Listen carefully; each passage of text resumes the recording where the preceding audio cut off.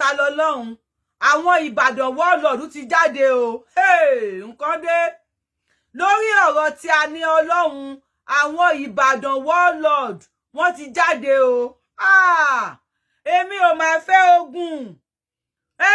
wọ́n ní Ìlọrin ti pé ṣoṣo wọ́n ní wọ́n máa rí ṣoṣo wọ́n ní Ìlọrin ti pé ìjà wọ́n ní wọ́n máa rí ìjà wọ́n ní Ìlọrin ti pé wàhálà wọ́n lógun àti bìlísì ti wọlé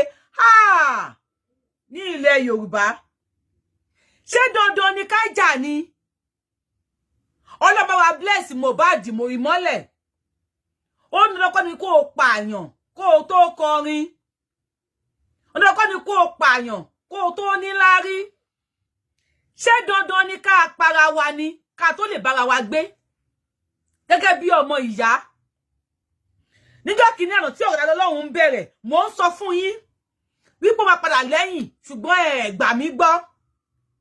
ṣó wá ń lẹ́yìn bọ̀ nísìn àbí kò máa lẹ́yìn ṣó ti ń clear lójú gbogbo wá ń sìn àbí kò máa clear ṣó yẹ ká jagun ṣá kí wọ́n ti ní kékulé gbọ́ báyìí o kó sọ fún toko kí àdán gbọ́ kó rò fóun bẹ̀ wọ́n ní ogun 200 years ni àwọn Ìlọrin fẹ́ gbé dìde wọ́n rán wa létí ogun Kírìjí wọ́n sọ̀rọ̀ nípa ogun Ìgè Àdùbí wọ́n sọ̀rọ̀ nípa Fulani infection more than 100 years ago tó jẹ́ pé Ìbàdàn ló kọ́ńkà ilẹ̀ Yorùbá fún ilẹ̀ Yorùbá padà Ìbàdàn ló gbà wá lọ́wọ́ ogun pé à ń para wa wọ́n lógun yẹn náà rí fẹ́ sí o wọ́n láwọn gan lè bounce on them àmọ́ kí n tó tẹ̀síwájú àwọn mi kẹ́ ẹ gbọ́ ọ̀rọ̀ yìí lẹ́nu àwọn fún ara wọn àwọn Ìbàdàn Warlor ní o lọ pariwo wọn ní kéré o kékulé kó gbọ́ kó sọ fún toko kí àdán gbọ́ kó rò fún òbẹ̀ wọ́n ní ogun Ìlọrin àti ilẹ̀ Yorùbá àti ilẹ̀ Ìbàdàn wọ́n ló fẹ́ bẹ̀rẹ̀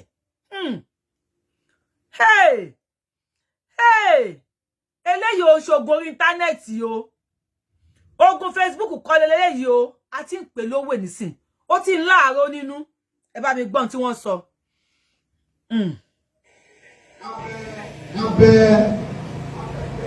abẹ́ gbogbo ẹ̀yin ọba aládé a sì bẹ̀ ẹ̀yin ọ̀tọ̀kùlú ìlú ọ̀rọ̀ ẹ̀sìn kọ́lẹ́rẹ̀ tí mò ń sọ lọ́wọ́ yìí o ọ̀rọ̀ nǹkan tó pa wá pọ̀ ní eléyìí tí mò ń sọ yìí. nǹkan tá à ń ṣe ìlànà 137 years tí asá ìkírìtì bá jà mọ́ tí òwò ọ̀bára wọn jà mọ́ ṣùgbọ́n ó jẹ́ 200 years gédégbé lónìí tí gbogbo ọmọ Yorùbá bọ́ lọ́wọ́ inflation 100 years tí Yorùbá bọ́ kúrò lọ́wọ́ Fúlàní inflation. Nígbà táwọn Ìbàdàn Warlor pè mí sí àkíyèsí nǹkan tí mo fẹ́ sọ yìí mo wá sọ fún wọn mo ní àwọn bàbá wa ti sign treaty pé wọn ní ìjà mọ́ yálà mùsùlùmí ìmọ̀lẹ́ ní ẹni o ọ̀ní ẹni o àbẹ̀lẹ́sìn ìbílẹ̀ ní ẹni o tó o bá ti lè jẹ́ ọmọ Yorùbá kò sí jà láàrin wa mọ́ ṣùgbọ́n àmọ́ báwa Yorùbá ní ká pè é bóyá àwọn Fúlàní Ìlọrin ní ká pè é bóyá wọ́n rántí ogun tó ti parí ní 200 years ago táwọn ìfẹ́ ìlú wa ni tí àwọn kan fi ní orí láyà ẹ dákun ẹ kíyè sọ̀rọ̀ tí mo sọ yẹn o tí wọ́n fi lórí láyà tí wọ́n gbéra láti ìlú Ìlọrin tí wọ́n máàjì lórí Ìbàdàn tí wọ́n dẹ̀ kí ní àbọ̀ ọmọ wa tí wọ́n dẹ̀ gbé lọ nítorí ẹ̀sìn ta lọ́gọ́ ẹgbẹ́ tó wà ní kalẹ̀ ẹ̀yin ọ̀tọ̀ kùlú ìlú ẹ bá wa ká tó bá wà ní Ìlọrin kan fọmọ wa mo sọ fún àwọn tó ń tàbí mi lánàá mo ní ìsàn invitation to the law mo sún fún wọn bàbá àjà mọ́ bí àwọn bàbá wa ni wọ́n sọ wípé tí mo bá mú ajá dání téèyàn bá mú igi lọ́wọ́ tó bá na ajá mi kọ́ ló nà o àmì èmi fúnra mi ló nà kí àwọn èèyàn dìde láti lọ rẹ kí wọ́n march ní Ìbàdàn wọ́n kidnap ọmọ wa lọ sí lọrẹ tí wọ́n ní láti dọ̀ yìí wọ́n lè sọ fún ọmọ oníṣà ní invitation to war ẹ̀rọ ìbàbá ló gbà wá we can march on them I am saying this authoritatively we can march on them so ẹ̀yin wọ́lọ̀ ló ti sẹ́yìn now èyí tó kù tí a máa ṣe lọ Ọlọ́run á dúró tì wá. Èmi believe pé títa lọ́lọ́run bá bú bàbá yín to me téèyàn bá bú bàbá mi máa pọ̀rí mọ pọ́pọ̀ fùrọ̀ ya ńlá ya onítọ̀hún máa há fún un. Mo believe pé títa lọ́lọ́run bá bú bàbá yín ó yẹ kẹ́ ẹ bú bàbá ẹ̀ padà. Títa lọ́lọ́run was saying ẹ bú bàbá tòun ọmọ Ìbàdàn níta lọ́lọ́run Aláàfin Ṣàngó Ìbàdàn Ọ̀yọ́ ni bàbá bàtà lọ́lọ́run ni ẹ̀yin náà ń bú Ṣàngó ẹ̀ ń bú Ọya okay ẹni ta lọ́lọ́run dì fèmọ àwọn bàbá yín tó bá jẹ́ wípé constitution Nigeria tó bá allow kí ta lọ́lọ́run lọ sí ẹ̀wọ̀n 100 years to me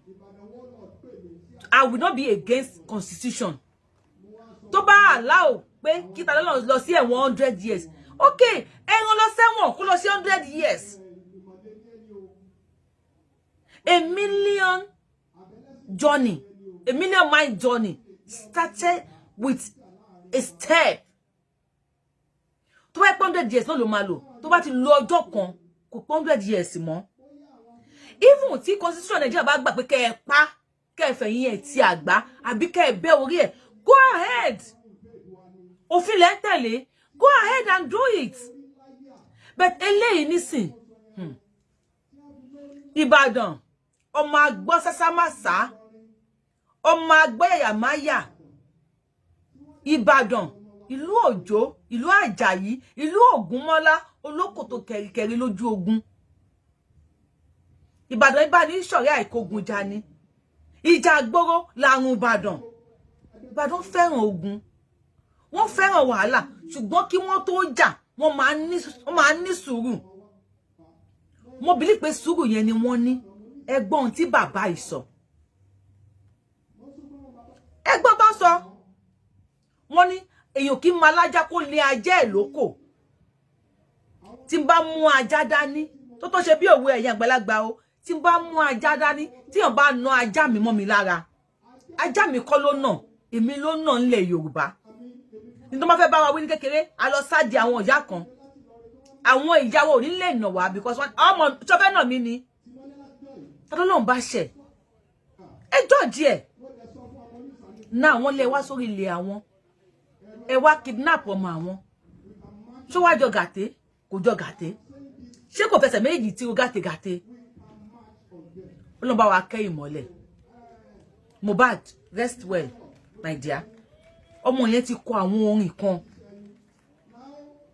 ó ti kọ àwọn nǹkan tó yẹ pé àwọn orin yẹn tíyàn bá ń gbọ́ sí tó ń ṣẹlẹ̀ ní Nàìjíríà tàbí tó ń ṣẹlẹ̀ lágbàáyé lọ́wọ́ yìí ìyá mọ̀ wípé ọmọ yẹn is a prophet. He sang about many things. Ọ̀rọ̀ ta lọ́lọ́run yìí ẹ má máa jẹ́ odogun ẹ má máa jẹ́ odogun torí tá bá léwúrẹ́ títí tó bá kan ògiri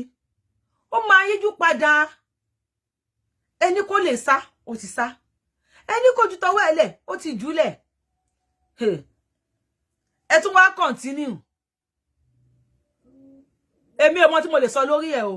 ṣùgbọ́n èmi mi ò ságun o ọmọ balógun ni mí ọmọ balójú ogun ṣùgbọ́n ọmọ Yorùbá ni mí ọmọ dẹ̀ believe pé Yorùbá ọmọ ọba ni wá ìlẹ̀kẹ̀ ni wọ́n fi mọ yí wa ọmọ ọba kì í jagun bí ẹrú. When I preach to you, I am not for Islam or is Christianity or oníṣẹ̀ṣe. I am for humanity. I am against Ogun. Àmọ́ kò sí abiyamọ tó máa lajú ẹlẹ́kan mọ́ ọmọ ẹ̀ pa o. Ohun tèmi ń sọ fún yín nìyẹn. Torí bọ́rọ̀ ṣe ń lọ yìí nísìn, tá a bá continue, ó lè padà di wàhálà tápá Nàìjíríà gan ò ní ká. Ibi tó ń pa àwọn èèyàn Nàìjíríà kọjá Ogun. And any small thing, everybody fẹ́ túbọ̀ Tani. Governor Seyi Makinde of Ibadan, àbí of Oyo State, you are there o. Ẹ̀yin governor ẹ ṣe meeting ni o. You can easily call governor kí lorúkọ ẹ̀, governor of Kwara State, Abdulrahman Abdulrasaki. You can easily call him. Ẹ má jẹ́ kí ọ̀rọ̀ Tani Olohun yìí kó di ogun o. Torí kò ṣe tó máa wò kí wọ́n lu ọmọ ẹ̀ pa o. Ẹni kọ́kọ́ bẹ̀bẹ̀, ìyá Tani Olohun ti bọ́ta ó ti bẹ̀bẹ̀.